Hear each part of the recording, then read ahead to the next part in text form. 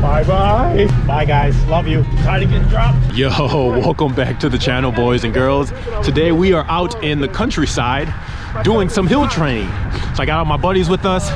Gonna try to crush some personal best today. Oh yeah, we are rocking the Winspace T1500 with the hypers, of course, because I'm big pimping like that. And yeah, we're just gonna have some fun and stuff. So I'm gonna show you what it's like here to be out in the countryside about 3 hours west of the city. But yeah, guys, enjoy and let's get active. I got snot in my nose. Let's see. So the lovely town of Elizabeth, which is about 3 hours west of the city of Chicago, they organized this huge self-guided cycling tour. And during this tour, it's about 100 kilometers long, or about 63 miles, and you get to tour the town of Elizabeth and all of the other neighboring towns out in the country. And what's really cool about this ride is because the official name of it is called the Goats Up and Down Ride, with Goats being one of the local cycling clubs in the area. And the reason why they call it the Up and Down Ride is because this tour takes place in what is called the Driftless region of Illinois. Now you're probably asking yourself, what is the Driftless region? Well, if you aren't from Chicago or Illinois or spent any time on gravel roads here in the Driftless region, basically the majority of Illinois is like pancake flat. However, in the northwest part of Illinois, way back in the day, there were some glaciers that came through, where apparently when the glaciers came through, they basically altered the land to the point where the only thing that was remaining were just all these hills. So it's one of the only few regions in all of Illinois where you have all these crazy hills and a lot of really pretty difficult climbs, if I would say so myself. I want to say the whole entire 100 kilometers is about 5,000 feet of elevation, and yeah, it is a lot of fun. Bye-bye. Oh shoot, what's up, Llamas? What's up? Don't spit at me, boy. What's up? Y'all looking good. Yo, brown people gotta stick together. You feel me? Yeah, we're just hanging out with some llamas. I don't know what those are. Maybe those alpaca. Let me know in the comments down below what those are. Uh-oh, they're going to attack. They're going to attack. Yo, look how blue the sky is. It's crazy, man. It's crazy. All right, let's continue. I also forgot to mention that during this self-guided tour, you do have to pay in order to ride. But with that, you get basically SAG support. There are several pit stops along the way where people will offer up cookies, Gatorade, water, bananas, and all kinds of snacks.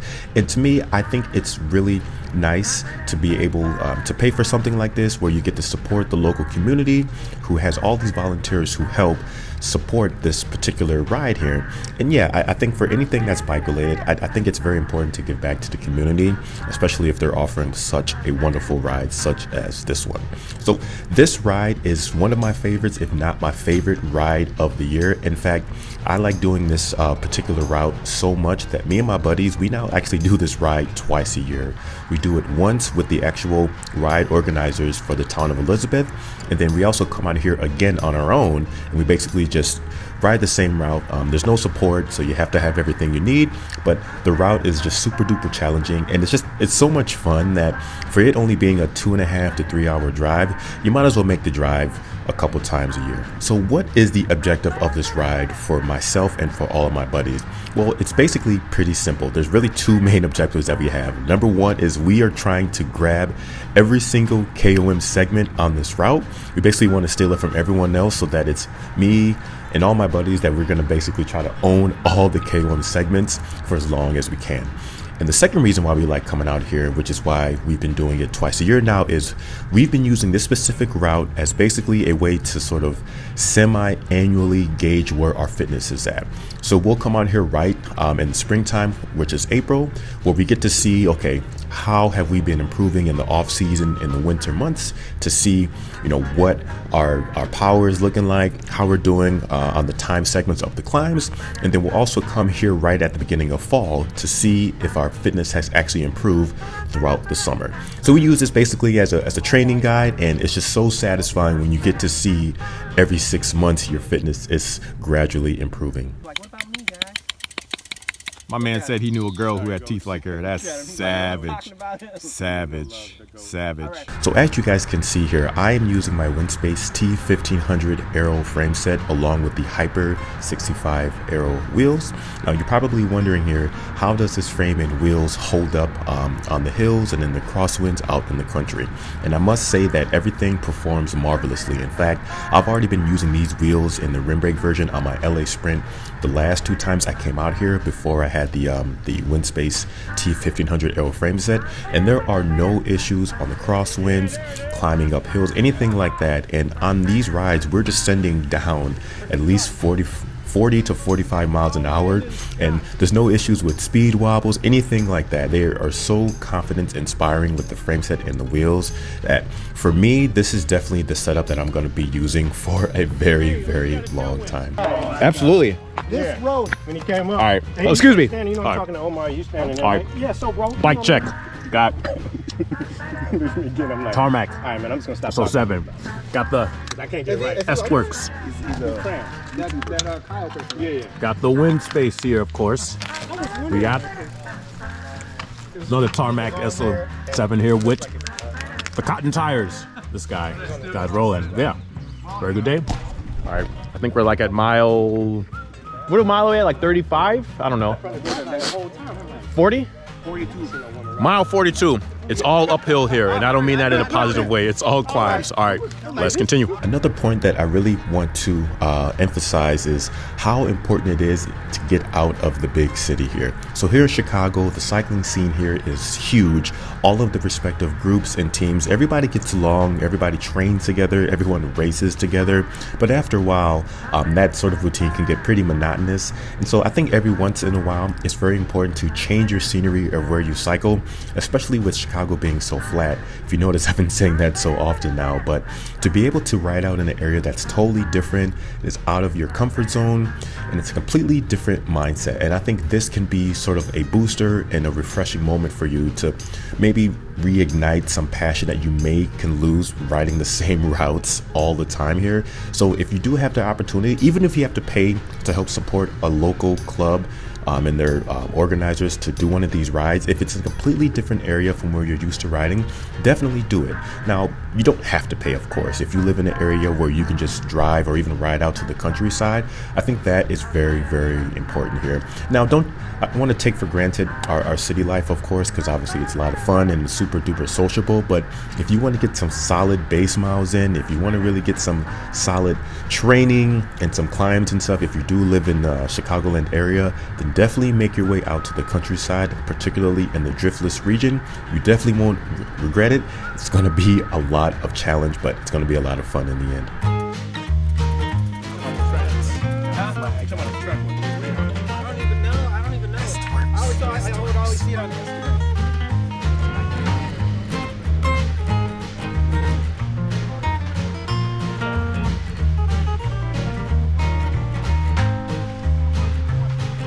So how do I feel about my fitness at the time of this video? Well, let's go ahead and take a look at the Strava profile. So this was my hardest yet my best cycling ride, single day ride that I've ever done in my sort of 2 years of cycling and the 1.5 years of cycling seriously. I'm using my air quotes here. So let's look at some of the numbers here. So if you look at the historic relative effort here, now this is Strava's own, effort meter here versus the stress score here, but 319 is I think my highest effort I've ever done for a single day. Look at the neutralized power here, guys, 230 watts. That's a lot for me, especially for being on my bike for almost 4 hours doing 100 kilometers here, and actually hit a new personal best on my max power output, which is 1016 watts. If you actually look at my Wahoo Bolt, it actually says 1023 watts, but for some reason there's always this discrepancy from Wahoo to Strava. But nonetheless, this was my highest power output ever here. Now, it may not be that impressive for me, but I think before, I was doing maybe about 980. So I'm really proud that I was putting out that numbers now. Now, if you scroll over or look over to the peak power here, you see my 5-second output and my 15-second output here. So 5 seconds, I did 988 watts, and then for 15 seconds I did 840. Now it's easy to put out these numbers for myself if I'm just farting around or doing some sort of endurance effort, but to be able to still put out such strong numbers for myself despite it being on one of my hardest days, I'm super duper proud of where my fitness is at. And this is why it's so important to have, I think, checks and balances and gauges on your fitness at least twice a year. Of course you could do an FTP test. I just don't think they're that fun, and they don't always simulate real world activities and effort here. And so I think going out doing a very specific route with a lot of climbs is the way that I'm going to always continue to gauge my fitness in the years to come.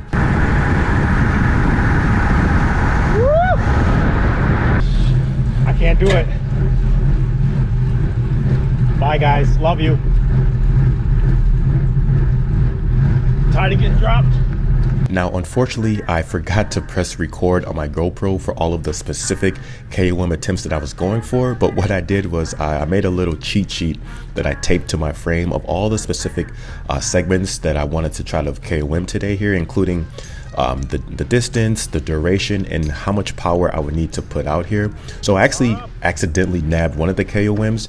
The other two KOMs I was trying to go for, I got them at first, but then I had one of my buddies behind me and I basically was leading him out, so he ended up getting the KOM, which I'm totally okay with because he's my buddy here, and all he's going to do is just make the KOM difficult for someone else to take from him going forward here. Now, I will say that the last time he came on here about 6 months ago, me and my buddy, we already nabbed up like, I think 6 or 7 of the KOMs anyway. So at this point, I think I have like 5 KOMs or so of the entire route. I think the whole entire route, there's about maybe 15 segments here. So that's the plan. We're going to try to keep coming back and steal all the KOMs here. But I just wanted to kind of show you guys the countryside here and what it looks like here being about 3 hours west of the city.